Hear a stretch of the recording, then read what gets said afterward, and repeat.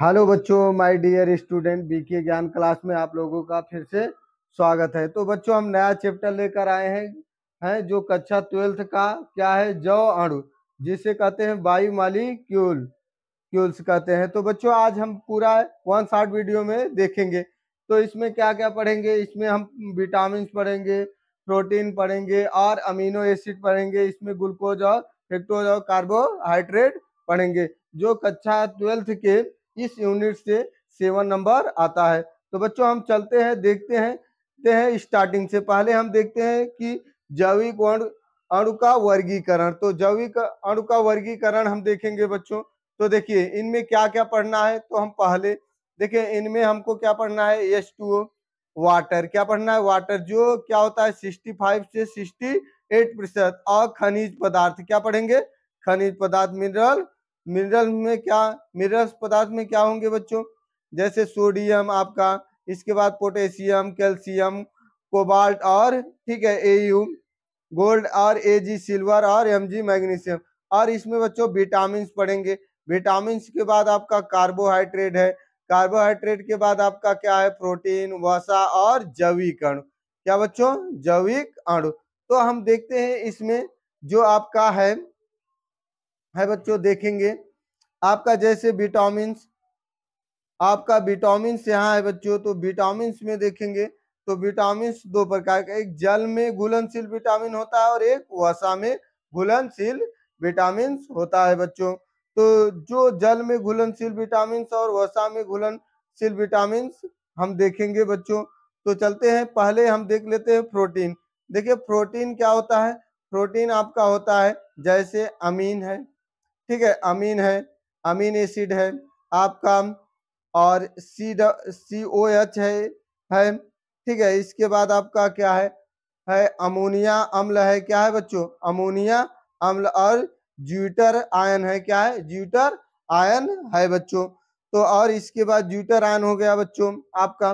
और इसमें आपका जैसे क्या है, वसा में C2COOR और CHCOOR और CH2CO। तो इसमें क्या होता है, C और H और N और O क्या होते हैं, मिले होते हैं बच्चों। और इसमें क्या होता है, R की जगह हम लेते हैं क्या, संतृप्त और असंतृप्त। क्या लेते हैं, संतृप्त और असंतृप्त लेते हैं, ठीक है बच्चों। संतृप्त लेंगे और असंतृप्त लेंगे, ठीक है। जैसे आपका C13 और H27 जो होता है तो हाँ, पोमोटीन होता है। इसके बाद आपका C15H31 आपका एलिन होता है, ठीक है। और C17H35 आपका एस्ट्रीन होता है। और असंतृप्त हाइड्रोकार्बन में बच्चों देखेंगे, जैसे आपका C13 और H20 आपका क्या होता है, ओनिन होता है, ठीक है। C12 और H18 आपका वेलिन नीन होता है। और C11 और तो आपका साइथिन होता है। तो बच्चों, ये क्या था आपका, जो आपका है यह वसा है। जैविक अणु को हम नीचे देखेंगे बच्चों, जैविक अणु को हम इनका वर्गीकरण नीचे देखेंगे है। तो बच्चों, और चलते हैं, हम आगे देखते हैं। जैसे आपका है यहाँ पर हमने बात किए थे जल में घुलनशील विटामिन और वसा में घुलनशील विटामिन। तो जल में घुलनशील विटामिन कौन कौन से हैं, बी कॉम्प्लेक्स, कौन सा है, बी विटामिन। और आपका क्या है, स्कार्बिक एसिड, जिसे हम कहते हैं सी। क्या कहते हैं, विटामिन सी, विटामिन सी आपका कहा जाता है। तो ठीक है बच्चों। और वसा में घुलनशील विटामिन कौन कौन से हैं, आपका रेटिनॉल है, कैलिक्स, कैल्सीफेराल है आपका, टोकोफेराल है आपका, आरके है, फिलोक्यूनिन है आपका, बायोटीन है, जो आपका एच है। यह क्या होता है, वसा में घुलनशील होते, जो किसमें घुलनशील होते हैं, आपके वसा में घुलनशील होते हैं। और हमने जल में जो घुलनशील विटामिन होंगे उसके बारे में हम बात कर चुके हैं। तो बच्चों, जैसे हमने ऊपर कार्बोहाइड्रेट के बारे में बात नहीं किए थे, तो कार्बोहाइड्रेट क्या है, कार्बोहाइड्रेट को दो किसमें, मोनोसैकेराइड और ओलिगोसैकेराइड में डिवाइड कर दिया गया। किसमें डिवाइड किया गया, कार्बोहाइड्रेट को दो भागों में, किसमें बच्चों, आपका मोनोसैकेराइड और ओलिगोसैकेराइड तो जो मोनोसैकेराइड और ओलिगोसैकेराइड है उसको देख लीजिए। जैसे आपका है बच्चों, क्या देखेंगे आपका,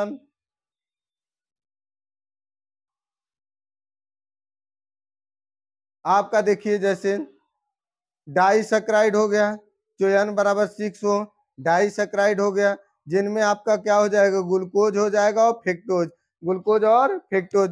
और पॉलीसैकेराइड क्या बच्चों होंगे, जिनमें आपका क्या हो जाएगा, सुक्रोज हो जाएगा, क्या हो जाएगा, सुक्रोज हो जाएगा।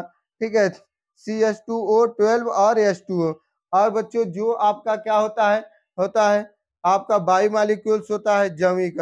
जैविक अणु में क्या होते हैं, नाइट्रोजनी पदार्थ होते हैं। क्या होते हैं बच्चों, नाइट्रोजनी पदार्थ होते हैं, जिनको निम्न भागों में बांटा गया है। तो बच्चों हम जो देखते हैं, जो आपका हमने जल में घुलनशील दो विटामिन है, विटामिन बी कॉम्प्लेक्स और विटामिन आपका सी स्कर्बिक एसिड। तो जो विटामिन बी के होते हैं उसके पार्ट होते हैं, जैसे vitamin B1 thiamine, vitamin B2, ठीक है, रिबोफ्लाविन, और विटामिन B3 तो पैंथो पैंथोनिक एसिड, और विटामिन 5, विटामिन ए बच्चों क्या है, 5 है, निकोथाइनिन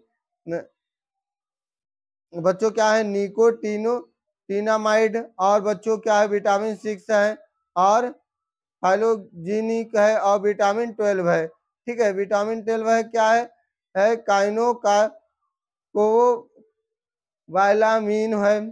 ठीक है बच्चों, तो अब देखेंगे हम, क्या देखेंगे, नाइट्रोजनी पदार्थों का क्या। अब देखिए नाइट्रोजनी पदार्थों को कई वर्गों में विभाजित किया गया है। तो बच्चों हम चलते हैं, देखते हैं, जैसे है आपका देख लीजिए, क्या है आपका, देखिए प्यूरिन है, पिरामिडिन है।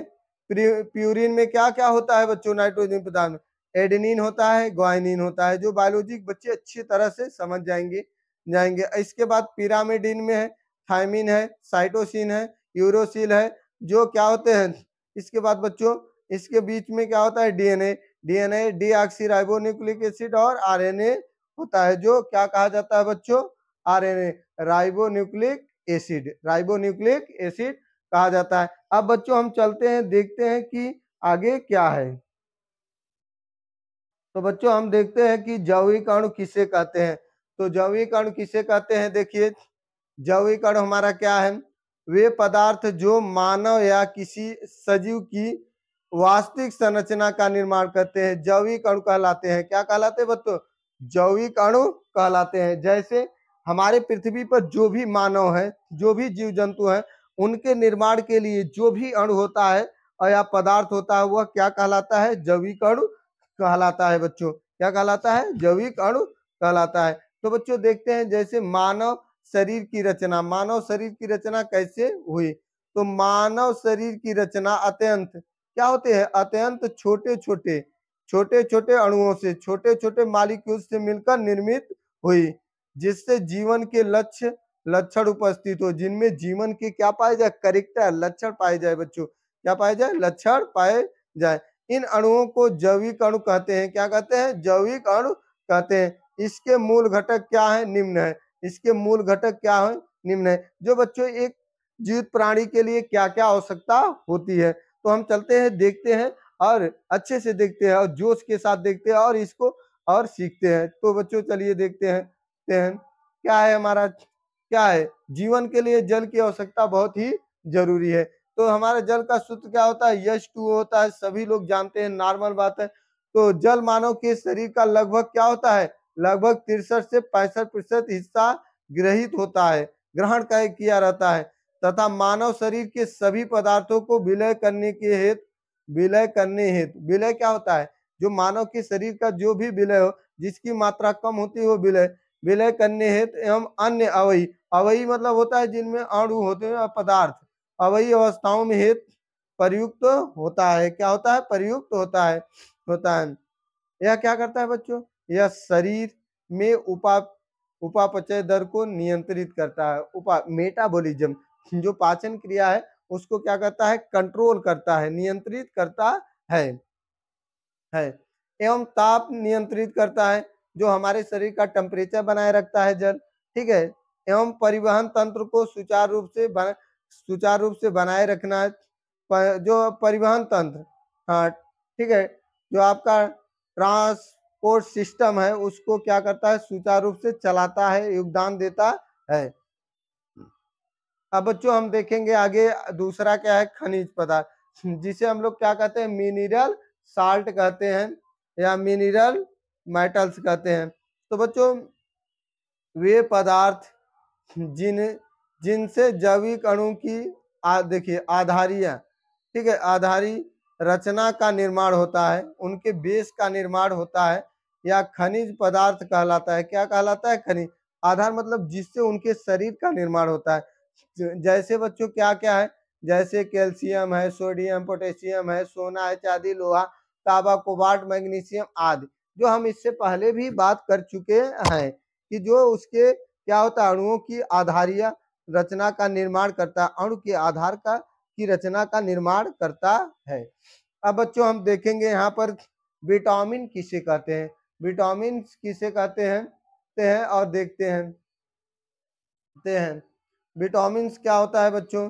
तो विटामिन चलते हैं देखते हैं। देखिए विटामिन, सर्वप्रथम विटामिन शब्द का प्रयोग किसने किया, फंक, 1912 ईस्वी में, 1912 ईस्वी में। यह दो शब्दों से बीटल और एमीन, हाँ बीटल और एमीन से क्या बना है आपका, विटामिन। क्या बना है, विटामिन। विटामिन हमारे शरीर को क्या करता है, हमारे शरीर या हमारे भोजन में कुछ कार्बनिक यौगिक की आवश्यकता होती है। किसकी आवश्यकता होती है, कार्बनिक यौगिक की आवश्यकता होती है बच्चों, आवश्यकता होती है, जो सूक्ष्म मात्रा में होती है, लेकिन इनकी कमी से विशेष रोग उत्पन्न हो जाते हैं। इनकी कमी से, अगर ये आपके बॉडी में इनकी कमी हो जा रहा है तो विशेष रोग उत्पन्न हो जाएगा। इन यौगिकों को विटामिन कहते हैं। क्या कहते हैं बच्चों, विटामिन कहते हैं। क्या कहते हैं, विटामिन। विटामिन का वर्गीकरण, विटामिन का क्लासिफिकेशन ऑफ विटामिन, विटामिन का वर्गीकरण दो है। क्या है बच्चों, है वसा में विलय विटामिन ADE और जल में विलय विटामिन B और C है। कौन है बच्चों, B और C है। तो हम चलते हैं विटामिन देखते हैं और उनका रासायनिक नाम देखेंगे और उनका स्रोत भी देखेंगे। तो बच्चों देखिए विटामिन का नाम, रासायनिक नाम देखेंगे और विटामिन का स्रोत और उनके कमी से होने वाले रोग, जो इंपॉर्टेंट है, जो एग्जाम में पूछा जाता है। तो विटामिन ए है। क्या है बच्चों, विटामिन A1 है, ठीक है। इसका सूत्र क्या होगा, C20 और H30 और O।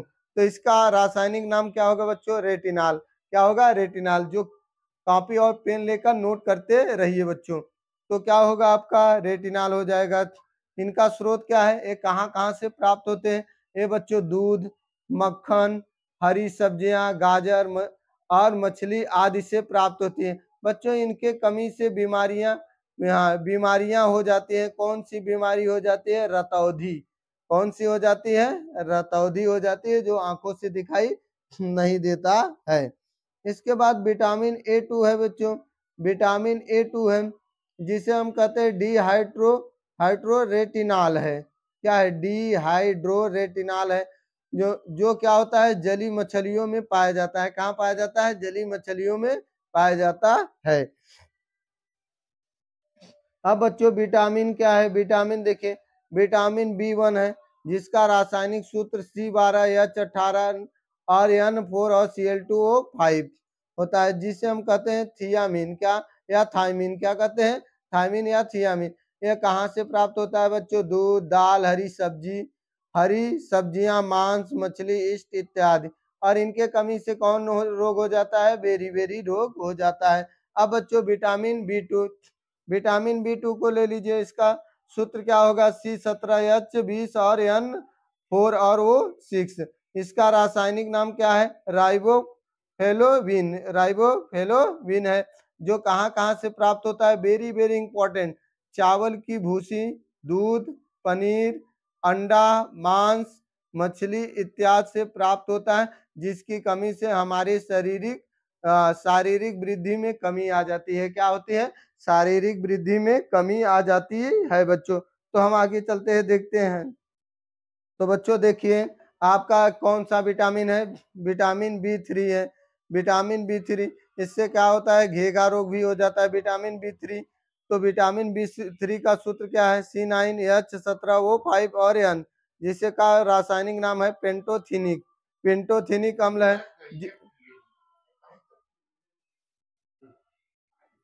तो बच्चों हम देखते हैं कि क्या हो जाता है, पेंटोथेनिक अम्ल हो जाता है। क्या हो जाता है, पेंटोथेनिक अम्ल। तो विटामिन B3 कहाँ से, इसका स्रोत क्या है, यकृत है, विक्र है और इष्ट आदि से प्राप्त होता है।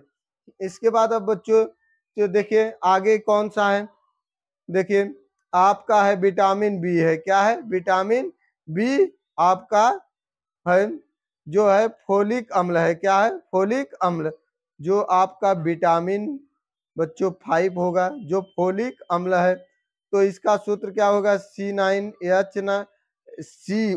सॉरी बच्चों, H19 और N7 और O6 है। तो बच्चों ये कहाँ से प्राप्त होता है, पालक, नींबू, केले, इष्ट और विक्र और सोयाबीन और आदि। इसकी कमी से कौन सा रोग हो जाता है, एनीमिया हो जाता है। कौन सा रोग हो जाता है, एनीमिया हो जाता है। तो बच्चों अब हम अगला देखते हैं। अगला हमारा क्या है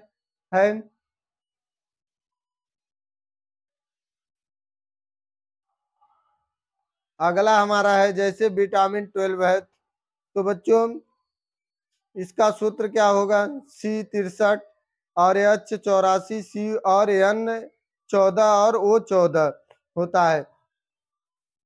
इसका के नाम क्या होगा, साइनो को हाँ कोवालामीन होता है, साइनो कोवालामीन होता है। तो बच्चों ये कहाँ से प्राप्त होता है, मछली, दूध, अंडा, यकृत, मांस इत्यादि से प्राप्त होता है। इसके बाद बच्चों क्या होगा आपका है, नेक्स्ट है विटामिन सी है। क्या है, विटामिन सी है बच्चों। तो विटामिन सी का सूत्र C6H8 और O6, जिसका नाम होता है रासायनिक नाम स्कार्बिक अम्ल। क्या होता है, स्कार्बिक अम्ल। खट्टे फल जैसे नींबू, संतरा, आंवला इत्यादि। ये बच्चों क्या होता है, स्कार्बिक रोग कहलाता। इसकी कमी से कौन सा रोग हो जाता है, स्कार्बिक रोग हो जाता है। बच्चों अगला क्या है, अगला है हमारा विटामिन डी। विटामिन डी का सूत्र क्या है, C28H44O, जिसे हम कहते हैं कैल्सीफेरॉल। ये कहाँ से प्राप्त होता है, दूध, मक्खन, अंडा इत्यादि। इससे कमी से क्या हो जाता है, सूखा रोग या रिकेट्स रोग हो जाता है। बच्चों विटामिन आपका कौन है, विटामिन देखिए विटामिन आपका ई है। जो विटामिन ई है इसका रासायनिक सूत्र ये है, और इसका क्या अल्फा टोकोफेरॉल हो जाता है इसका रासायनिक नेम। यह कहाँ से प्राप्त होता है, अच्छा स्रोत क्या है, अंकुरित गेहूं का अंकुरित, ठीक है, अंकुरित गेहूं का तेल और अंडा और मांस। इसकी कमी से बंधता रोग हो जाता है, जो बच्चों को उत्पन्न नहीं हो पाते हैं, ठीक है। और इसके बाद अगला है आपका बच्चों विटामिन के। विटामिन के है जिसका रासायनिक सूत्र है C31H46O2, जिसे कहते हैं फाइलोकोनिन होता है, जो पालक, गाजर, गोभी इत्यादि। यह दर को रक्त स्कंदन की दर को क्या करता है, बनाए रखता है, ठीक है। यह रक्त स्कंदन देर से होता है। इसके बाद बच्चों नेक्स्ट हमारा क्या है, अगला हमारा है विटामिन क्या है, एच बायोटीन है। इसका रासायनिक सूत्र ये होगा, ठीक है, इसका रासायनिक नाम बायोटीन होगा। ये कहाँ से प्राप्त होते हैं, ईस्ट और सूक्ष्मजीव, और इससे के कमी से कौन सा रोग हो जाता है, त्वचा रोग हो जाता है। तो बच्चों हम चलते हैं, तो बच्चों हम देखते हैं कार्बोहाइड्रेट। आगे देखते हैं कार्बोहाइड्रेट, हमारा विटामिन के बारे में हम बात किए, और विटामिन के रासायनिक नाम के बारे में बात किया, और उसका सूत्र और कहाँ से स्रोत, और उसके कमी से कौन सा रोग उत्पन्न हो जाता है। तो बच्चों कार्बोहाइड्रेट, कार्बोहाइड्रेट क्या होता है, तो जो कार्बोहाइड्रेट है जो कार्बन, ऑक्सीजन तथा हाइड्रोजन का यौगिक है, जिसका सामान्य अणुसूत्र क्या होता है, CH2ON होता है। जो अपनी प्रवृत्ति के आधार पर यह दो प्रकार का होता है। कितने प्रकार का होता है, दो प्रकार का होता है। पहला बच्चों क्या है, मोनोसेक्राइड है। क्या है, मोनोसेक्राइड। मोनोसेक्राइड होते हैं क्या, मोनोसेक्राइड देखिए क्या होते हैं, वे कार्बोहाइड्रेट और जिनमें क्या होता है n बराबर 3 अवस्था पाई जाती है, मतलब जिनमें कार्बन की संख्या n की संख्या क्या हो 3, ठीक है, अवस्था पाई जाती है, मोनोसेक्राइड कहलाता है। यह प्राथमिक जीवों या बैक्टीरिया तथा अर्धपचे भोजन के स्तनधारियों की कोशिकाओं में निर्मित होते हैं। अर्धपचे भोजन जो पूर्ण रूप से नहीं पचता है, कैसा हो, मैमल्स हो, उनके अंदर पाया जाता है, बच्चों पाया जाता है। अब दूसरा हमारा क्या है, ओलिगोसैकराइड। जो ओलिगोसैकराइड है, ओलिगोसैकराइड देखते हैं, यदि कार्बोहाइड्रेट में n बराबर 6 हो, तो बच्चों जो आपका n बराबर 6 हो, यहाँ पर n बराबर 6 हो तो प्राप्त अणुओं को ओलिगोसैकराइड कहा जाता है। ये अणु जल में अपघटन करते हैं, जल में अपघटन करके और क्या करते हैं, संयुग्मन से बड़े बड़े अणु, संयुग्मन मतलब सहयोग करना, जुड़कर, क्या बच्चों, जुड़कर ये बड़े बड़े अणु का को निर्माण करते हैं, जिन्हें हम कहते हैं डिहाइड्रेट पॉलीसैकराइड भी कहते हैं, डिहाइड्रेट पॉलीसैकराइड भी कहते हैं, जैसे केन शुगर, जैसे बच्चों क्या होता है, केन शुगर। अब कार्बोहाइड्रेट के कार्य देखिए, जो कार्बोहाइड्रेट के कार्य क्या होते हैं, कार्बोहाइड्रेट प्रारंभिक तौर पर ऊर्जा के स्रोत है। कार्बोहाइड्रेट से हमें क्या मिलता है बच्चों, ऊर्जा मिलती है और ठीक है, जो कोशिकाओं में तुरंत पाचन के उपरांत ऊर्जा उत्पन्न करता है। जैसे ही भोजन पचता है और क्या करते हैं, ऊर्जा उत्पन्न कर देते हैं। इस ऊर्जा को संचित ऊर्जा में प्रयोग नहीं किया जा सकता है, संचित ऊर्जा में, क्योंकि इसे संचित ऊर्जा में किसी में कन्वर्ट नहीं किया जा सकता है बच्चों, या संचय नहीं किया जा सकता है। अब देखिए इनके रासायनिक गुण बच्चों, इनके रासायनिक गुण में जैसे हम कोई भी ग्लूकोज हो या कोई भी कार्बोहाइड्रेट हो जैसे HCN, ठीक है, HCN का योग, तो बच्चों HCN जैसे ये हमारा क्या है, CHO है, सिंगल बॉन्ड OH का ट्वाइस है और CH2O है, तो अगर CN से क्रिया कराएंगे तो हमारा क्या बनेगा, ग्लूकोज साइनोहाइड्रिन, क्या बनेगा, ग्लूकोज साइनोहाइड्रिन बनेगा। और बच्चों अगला नेक्स्ट रिएक्शन है हमारा, नेक्स्ट रिएक्शन में देखेंगे क्या है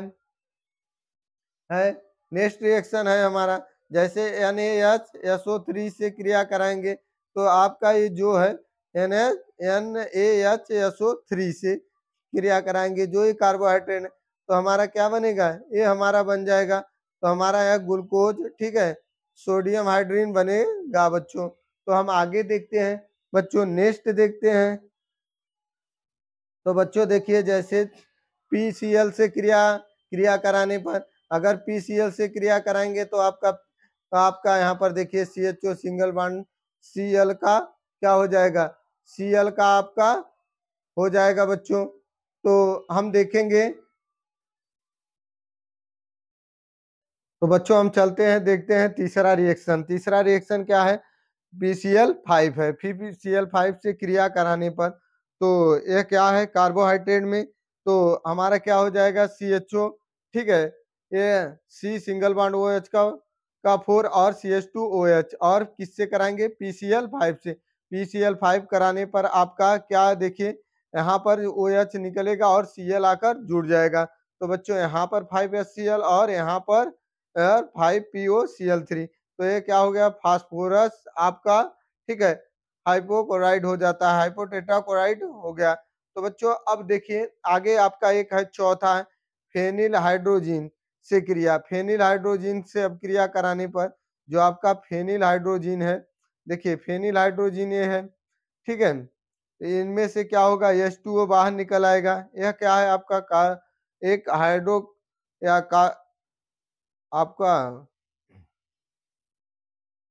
कार्बोहाइड्रेट है बच्चों। तो इससे अब क्रिया कराने पर क्या होता है आपका देखिए यहाँ पर CH डबल बॉन्ड N, ठीक है, डॉट NH और C6H5 जो फेनिल हाइड्रोजीन है से अब क्रिया कराने पर फिर यहाँ पर क्या होगा, फेनिल हाइड्रोजीन, तो C6H5 और NH और सिंगल बॉन्ड NH2। तो बच्चों इसमें क्या होता है, आगे आपका क्या बन जाता है, देखिए आगे क्या बन रहा है आपका, यहाँ पर देखेंगे बच्चों, नेक्स्ट है तो का ग्लूकोसा जोन हो जाएगा, ग्लूकोसा जोन हो गया आपका बच्चों, देखिए C H double bond N H और C6H5 C H single bond N H. तो हमारा ये बच्चों क्या हो गया आपका ग्लूकोसा जोन हो गया, जो क्या बना है फेनिल हाइड्रोजीन, क्या बना है फेनिल हाइड्रोजीन बन के तैयार हो गया। अब बच्चों आगे नेक्स्ट अपक्रिया क्या है, नेक्स्ट अपक्रिया आपका है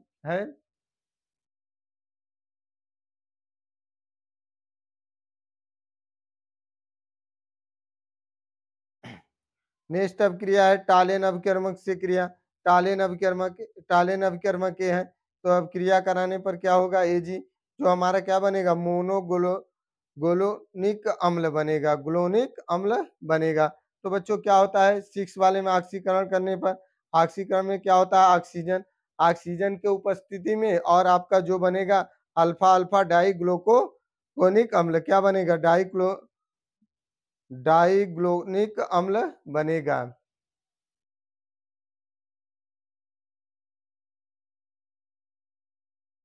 तो बच्चों हम आगे देखते हैं जैसे H3PO4 से क्रिया, तो हमारा यहाँ पर क्या बनेगा, देखिए ये आपका क्या हो जाए ग्लूकोज हो जाए, और इसके बाद H3PO4, तो ग्लूकोज क्या है कार्बोहाइड्रेट है। तो बच्चों कार्बोहाइड्रेट से क्रिया करने पर जो आपका क्या बन जाएगा ग्लूको जामनो फास्फेट, जामनो फास्फेट बन जाएगा। अब बच्चों हम देखेंगे यह है ग्लूकोज और फ्रुक्टोज की संरचना। तो बच्चों ग्लूकोज और फ्रुक्टोज की संरचना हम चलते हैं देखते हैं।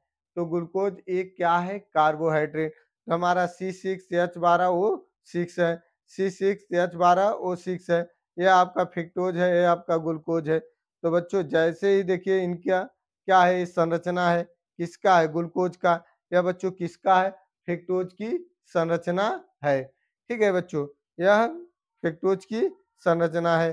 तो बच्चों और देखेंगे, और हमारा कार्बोहाइड्रेट है, तो हमारे कार्बोहाइड्रेट में जैसे से ये है हेक्सोज और पेंटोज है, ये भी क्या है एक प्रकार का क्या है कार्बोहाइड्रेट है बच्चों।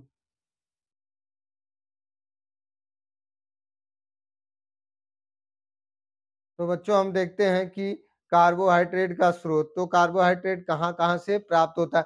कार्बोहाइड्रेट मूलतः क्या होते हैं मीठे, ठीक है मीठे स्रोतों से, आलू चुकंदर गन्ना और कंद युक्त फलों तथा अनाजों में एवं लगभग सभी प्रकार के फल और सूखे मेवों में, दूध हुआ यकृत हुआ, ठीक है एवं मछली में पाया जाता है, यह कार्बोहाइड्रेट पाया जाता है बच्चों। इसके बाद हम देखेंगे, इसके बाद हम देखेंगे कि बच्चों आपका वसा कहाँ पर पाया जाता है। तो वो चलते हैं देखते हैं कि वसा, देखिए वसा क्या होता है, वसा उच्च संश्लेषित संतृप्त अथवा असंतृप्त बहुलीकृत एस्टरों का मिश्रण होता है। क्या होता है एस्टरों का मिश्रण, जो बच्चों हम एस्टर के बारे में बात करें, जिसमें मूलतः यदि 25 डिग्री सेल्सियस ताप पर द्रव अवस्था में उपस्थित हो, किस अवस्था में द्रव अवस्था में उपस्थित हो तो इसे तेल, किंतु यदि 25 डिग्री सेल्सियस ताप पर ठोस अवस्था में पाया जाता है तो उसे क्या कहते हैं उसे वसा कहते हैं। क्या कहते हैं बच्चों वसा। तो चलते हैं देखते हैं कि क्या होता है वसा, एस्ट्रो का मिश्रण होता है जो 25 डिग्री सेल्सियस तक किस अवस्था में द्रव अवस्था में उपस्थित हो, इसे तेल, किंतु अगर 25 डिग्री सेल्सियस पर वह ठोस अवस्था में, किस अवस्था में ठोस अवस्था में पाए जाते हैं तो उसे वसा कहते हैं बच्चों। तो चलते हैं देखते हैं आगे क्या है इसका। तो बच्चों देखिए ये क्या है आयल या फैट है, C2H C single bond C O और CH सिंगल बॉन्ड CO। तो ये बच्चों क्या है आयल या फैट। तो यहाँ पर क्या होता है एक होता है सेचुएटेड एक होता है संतृप्त और अनसेचुएटेड, और एक होता है असंतृप्त हाइड्रोकार्बन।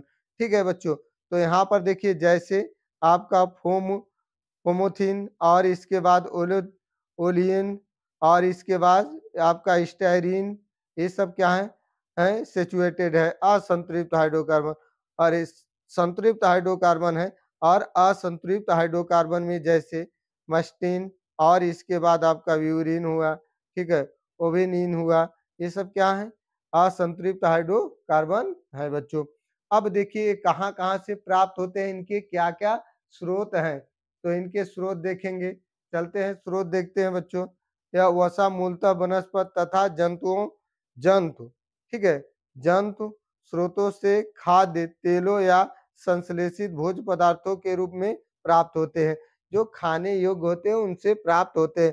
यह मूलतः सरसों, महुआ, राई, अलसी और तिल और लोबिया, जैतून, लौंग, दालचीनी और खरबूजा, तरबूजा, सूर्यमुखी, मूंगफली, नीम के वनस्पत स्रोतों से एवं गाय, भैंस, बकरी, ऊंट आदि के दुग्ध मतलब दूध से, दुग्ध मतलब होता है दूध, इससे वसा वसा प्राप्त किया जाता है और अन्य जीव जंतुओं के मांस से भी प्राप्त किया, जैसे आपके, ठीक है, पिग हुआ, मछली में संचित वसाओं के रूप में प्राप्त किया जाता है। तो बच्चों इनका कार्य क्या होता है, इनका कार्य देखते हैं। तो वसा मूलतः ऊर्जा के द्वितीय स्रोत के रूप में प्राप्त होता है, जो मनुष्य के अंदर वसा की कितने प्रतिशत होता है, 3% से अधिक पाचन, 3% से अधिक पाचन,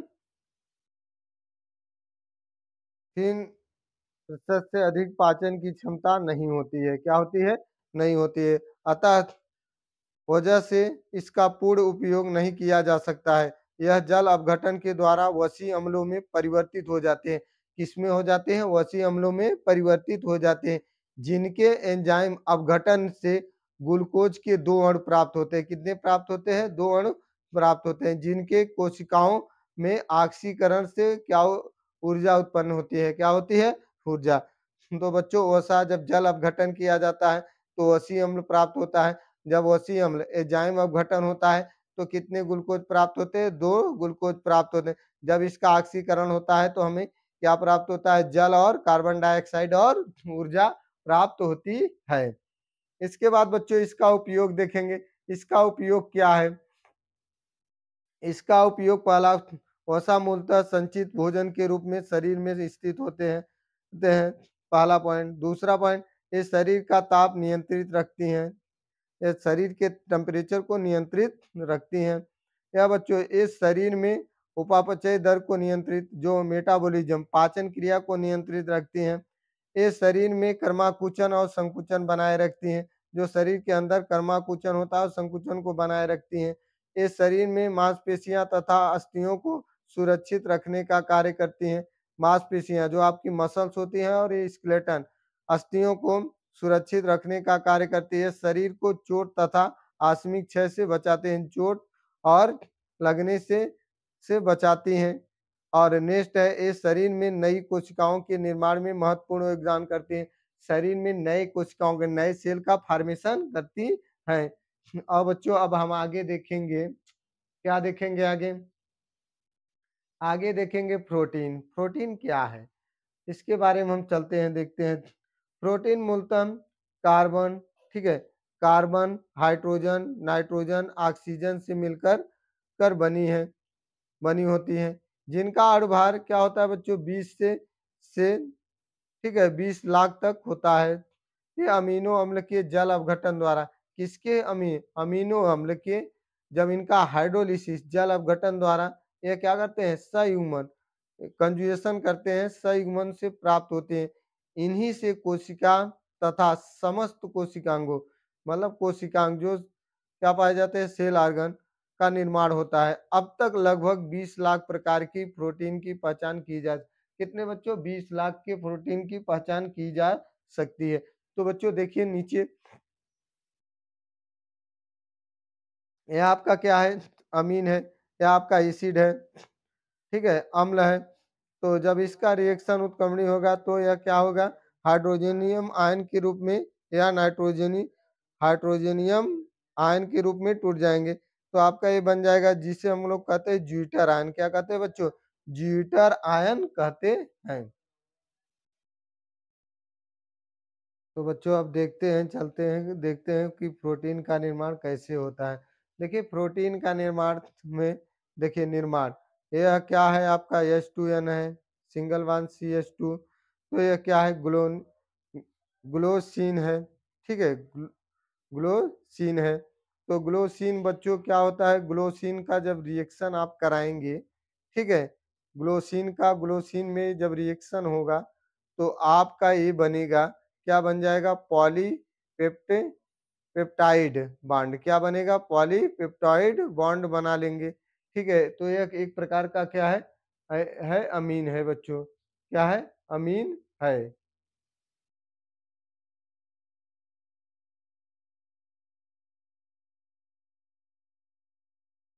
तो बच्चों हम देखते हैं कि प्रोटीन के स्रोत। तो प्रोटीन कहाँ कहाँ से प्राप्त होता है। प्रोटीन मूलतः अनाज, दाल, सोयाबीन और सूखे मेवे और फल एवं सब्जियों तथा इसके अलावा पनीर, अंडा, ठीक है, दूध, मांस, यकृत तथा मछली से पर्याप्त मात्रा में वसा पाया जाता है। प्रोटीन पाया जाता है बच्चों, सॉरी, प्रोटीन पाया जाता है। तो कार्य क्या होते हैं। प्रोटीन मूलतः मूलतः शरीर में कोशिका एवं कोशिकांग के निर्माण करने, ठीक है, निर्माण करने, अस्थियों को अस्थियों से जोड़ने एवं अस्थियों को मांसपेशियों को जोड़ने का कार्य करती है, ठीक है। इसमें दुर्लभ अवस्थाओं में भोज्य पदार्थों में परिवर्तित हो जाने का गुण होता है।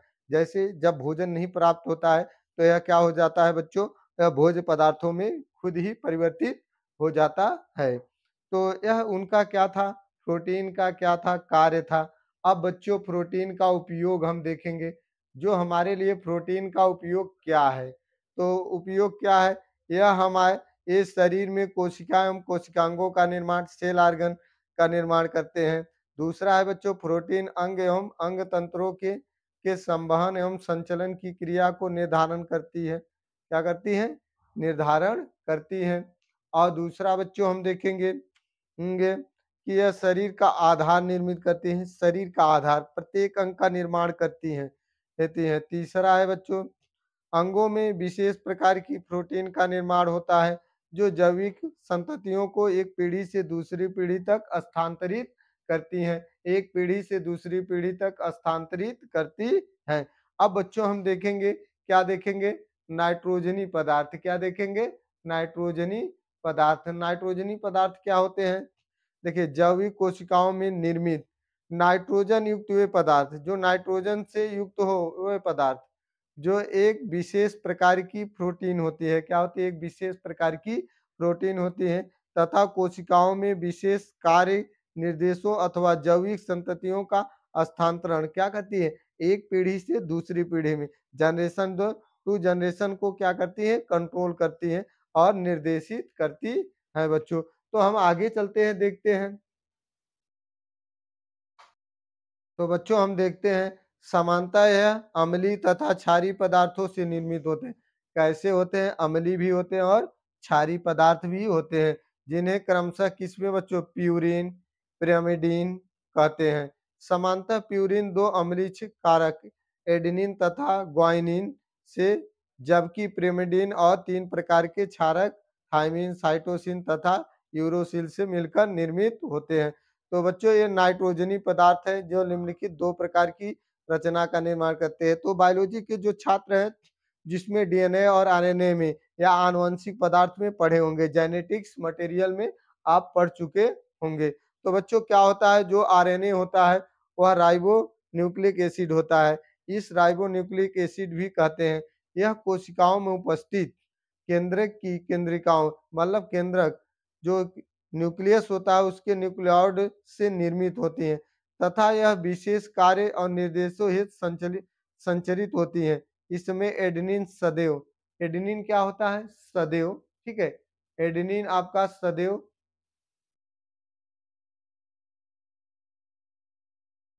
एडेनिन सदैव यूरोसिल से तथा ग्वानिन और साइटोसिन से जुड़ा होता है। यह क्या होता है, एकलक संरचनाएं बनाते हैं, एकल संरचनाएं बनाते हैं। तो बच्चों संरचना देख रहे हैं, एडेनिन, ग्वानिन, यूरोसिल।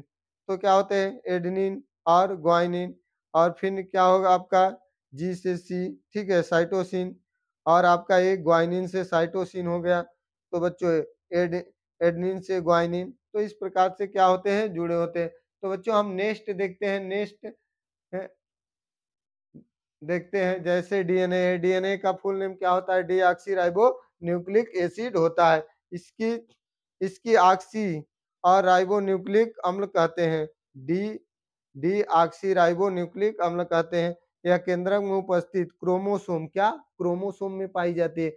इसमें एडेनिन, थाइमिन, जबकि ग्वानिन और साइटोसिन से जुड़ा होता है। यह ठीक है, द्विलिंग होता है, बहु बहुलक होता है की संरचना बनाता है। इसका प्रतिरूप और ठीक है वाटसन तथा क्रिक ने क्या किया था? निर्मित किया था। यह एक वैज्ञानिक थे, वाटसन और क्रिक ने निर्मित किया था। इसमें जातियों के संततियों के स्थानांतरण का गुण पाया जाता है। क्या होता है बच्चों? जातियों स्पीशीज के संततियों के स्थानांतरण का, डॉटर से संततियों के स्थानांतरण का गुण पाया जाता है। तो बच्चों हम चलते हैं आगे, देखते हैं कि और क्या है। तो बच्चों देखिए क्या है हमारा, एडेनिन है, इसके बाद आपका थाइमिन है, इसी प्रकार आपका ठीक है ग्वानिन है, साइटोसिन है, एक क्या है ये इसी प्रकार से इनकी संरचना है, क्या है, जिन्होंने वाटसन और क्रिक ने दिया था। तो बच्चों अब देखिए नाइट्रोजनिक पदार्थ, नाइट्रोजनिक पदार्थ देखिए, नाइट्रोजनिक पदार्थ जो होते हैं वह अम्लीय पदार्थ क्या है? प्यूरिन है। और क्षारीय पदार्थ क्या है? पिरिमिडीन है। तो अम्लीय पदार्थ में क्या होता है? प्यूरिन जो एडेनिन और ग्वानिन में, और जो क्षारीय होता है थाइमिन, साइटोसिन और यूरोसिल में, क्या है जो अम्लीय और क्षारीय की हमने बात किए थे। तो बच्चों हम देखते हैं आगे क्या है, आपका मोनोसक्राइड है। मोनोसक्राइड में क्या क्या आते हैं? ग्लूकोज और फ्रक्टोज आते हैं। वे कार्बोहाइड्रेट, एक कार्बोहाइड्रेट होते हैं, कार्बोहाइड्रेट के प्रकार हैं। वे कार्बोहाइड्रेट जिनका जल अपघटन नहीं किया जाता है, यह जल में टूटते ही नहीं है, इनका जल अपघटन नहीं किया जा सकता है, तथा अणु एक मूल कार्बोहाइड्रेट इकाई की तरह व्यवहार करते हैं। ग्लूकोज तथा फ्रक्टोज एक समावी मोनोसक्राइड है। यह समावी मतलब एक दूसरे के समान है, जिनका सूत्र क्या होता है? समान होता है। ग्लूकोज एक एल्डोज है, क्या है? एल्डोज है। फ्रक्टोज क्या है? एक कीटोन है बच्चों, क्या है? कीटोन। इस बात को ध्यान रखेंगे कि इंपॉर्टेंट है।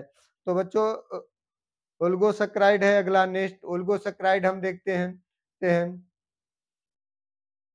देखिए जो शर्कराएं जल अपघटित करने पर, क्या करने पर? जल अपघटित करने पर मोनोसैकराइड के कुछ अणु, ठीक है, कुछ अणु देती हैं और ओलिगोसैकराइड कहलाती हैं। देखिए बच्चों समझिए, जो जो शर्कराएं जो जल अपघटित करने पर, जल का अपघटन करने पर क्या मोनोसैकराइड के कुछ अणु देते हैं, कुछ अणु देते हैं, तो क्या कहलाते हैं? ओलिगोसैकराइड कहलाते हैं। जैसे ग्लूकोज और माल्टोज, जैसे बच्चों ग्लूकोज और माल्टोज। अब नेक्स्ट है आपका पॉलीसैकराइड है। पॉलीसैकराइड क्या होता है? बहुत सी, ठीक है, मोनोसैकराइड इकाइयों के योग से बने कार्बोहाइड्रेट अणु पॉलीसैकराइड कहलाता है। क्या कहलाता है बच्चों? पॉलीसैकराइड कहलाता है। तो बच्चों फ्रक्टोज का रासायनिक गुण देखिए, रासायनिक गुण हम देखते हैं फ्रक्टोज का। तो रासायनिक गुण में इनका सूत्र क्या होता है? C6H12 और इनकी संरचनाएं हैं। अतः फ्रक्टोज में एक अणु में 5 हाइड्रोक्सी OH समूह, एक कीटोन समूह उपस्थित होता है बच्चों। तो पहला इसमें देखेंगे, पहला हमारा क्या है? पहला देखेंगे, पहला हमारा है फ्रक्टोसाइड का बनना। तो फ्रक्टोज की क्रिया शुष्क HCl गैस की उपस्थिति में, किसके उपस्थिति में? शुष्क गैस के उपस्थिति में एथिल अल्कोहल C2H5 से कराई जाती है। तो एथिल एथिल फ्रक्टोसाइड बनता है। तो भाई फ्रक्टोज हो गया, एथिल अल्कोहल हो गया। जब ये शुष्क HCl के से क्रिया कराएंगे तो बच्चों हमारा क्या बनेगा? आपका एथिल फ्रक्टोसाइड बनेगा। क्या बनेगा? एथिल फ्रक्टोसाइड बनेगा। तो फिलहाल हम चलते हैं आगे, देखते हैं। तो बच्चों देखिए प्रोटीन की खोज किसने किया था? मुल्डर 1839 में। एक सरल और ग्लिसराइड का नाम देखिए पामाटीन दिया था। तो उन्होंने, आप देखिए ग्लूकोज का उपयोग, ठीक है बच्चों, इसको देख लिए, ग्लूकोज का उपयोग, तो इसके किण्वन से क्या बनता है? शराब बनती है। फलों के परीक्षण में होता है, जेम तथा जेली बनाने में, मीठी गोलियां तथा टाफियां बनाने में किया जाता है बच्चों। तो ग्लूकोज का देखिए, ग्लूकोज का फार्मूला क्या होता है? ग्लूकोज का फार्मूला नीचे संरचनाएं उनकी देखेंगे बच्चों, उनकी संरचनाएं देखते हैं। उनकी संरचना C6H12O6, इनकी संरचनाएं क्या होती हैं बच्चों, इस प्रकार से होती हैं इनकी संरचनाएं। तो इसमें OH 1 2 3 और 4, एक 5 और एक 6, ठीक है, 6 OH है। तो अब इनके रासायनिक गुण देखिए बच्चों, इनके रासायनिक गुण, अगर फास्फोरस पेंटाक्लोराइड से अब क्रिया कराएंगे तो ये बच्चों, ठीक है, ग्लूकोज और फास्फोरस पेंटाक्लोराइड, तो हमारा क्या बनेगा, पेंटाक्लोरो ग्लूकोज, क्या बनेगा, पेंटाक्लोरो ग्लूकोज बनेगा, और पीओ Cl3 और 5HCl बनेगा। अब बच्चों क्या होता है नेक्स्ट रिएक्शन, देखिए नेक्स्ट रिएक्शन हम देखते हैं, जैसे एन एक्सेल बनाने की अभिक्रिया, तो आपका एक है ग्लूकोज लाल फास्फोरस के, ठीक है, फास्फोरस की उपस्थिति में, तो आपका एन हेक्सेन बन जाएगा। इसके बाद आपका है सारिबिटोल है, सारिबिटोल जो कई बार परीक्षा में पूछा गया, तो सारिबिटोल क्या होता है ये, ठीक है बच्चों, तो यह अपचयन, ठीक है, अपचयन इसमें देखिए, यह अपचयन सोडियम अमलगम तथा जल, ठीक है, जल द्वारा ग्लूकोज अपचयित होकर सारिबिटॉल देता है, क्या देता है, सारिबिटॉल, जो एक क्या है हेक्साइड्रिक एल्कोहल है, क्या है, हेक्साइड्रिक एल्कोहल है। तो बच्चों देखते हैं, जैसे फिर अगला सी एक ग्लूकोज है यहाँ से यहाँ तक, फिर यह चायन, तो आपका क्या बन जाएगा, सारिबिटॉल, क्या बन जाएगा, सारिबिटॉल बन जाएगा। अब ग्लूकोज का ऑक्सीन में, तो ग्लूकोज और हाइड्रोक्सिन एमीन और से क्रिया करके ग्लूकोज ऑक्सी ऑक्सीन देता है। तो बच्चों ग्लूकोज ऑक्सीन देता है, तो ग्लूकोज ऑक्सीन देखते हैं, ग्लूकोज ऑक्सीन देखते हैं, तो ग्लूकोज ऑक्सीन बच्चों ग्लूकोज से रिएक्शन, इसमें से NH2OH, तो आपका ग्लूकोज ऑक्सीन बन जाएगा बच्चों, क्या बन गया, ग्लूकोज ऑक्सीन बच गया बन गया। तो बच्चों ये चैप्टर समाप्त हो गया। तो इनमें क्या था, जैविक अणु था। जो वीडियो को लाइक करिए और शेयर करिए, जिससे यूपी बोर्ड में 7 नंबर का इससे क्वेश्चन बनता है, हम पूरा आपको पढ़ा दिए, इसमें से कोई पॉइंट छूटा नहीं है। तो बच्चों चैनल को सब्सक्राइब करिए और वीडियो को शेयर करिए और लाइक करिए।